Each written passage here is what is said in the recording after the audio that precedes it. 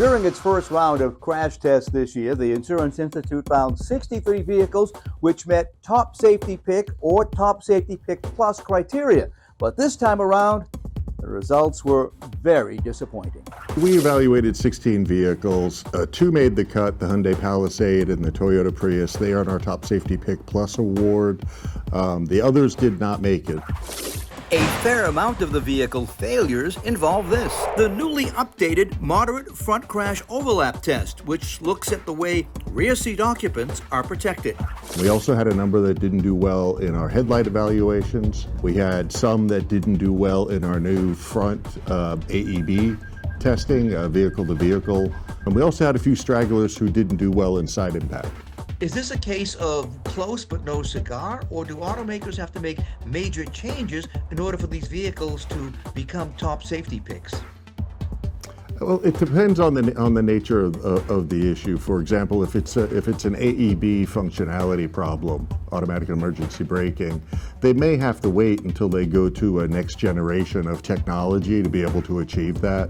Sometimes the automakers can make midstream design changes, and in fact, one of the winners is the Hyundai Palisade, and that's exactly what they did. The Top Safety Pick Plus only applies to vehicles built after November of this last year.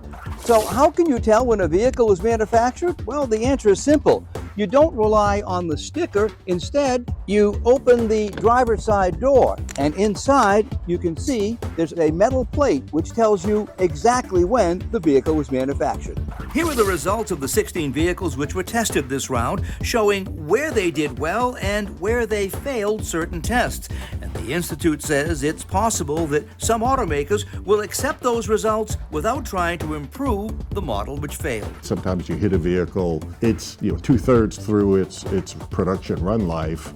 It's just not worth the financial investment for the automaker to change that vehicle if a new one is currently on the design table. Even so, the Institute won't let its test criteria remain static. It's going to continue to refine those tests to further protect occupants. Working for you, I'm the consumer guy, Steve Sprazier.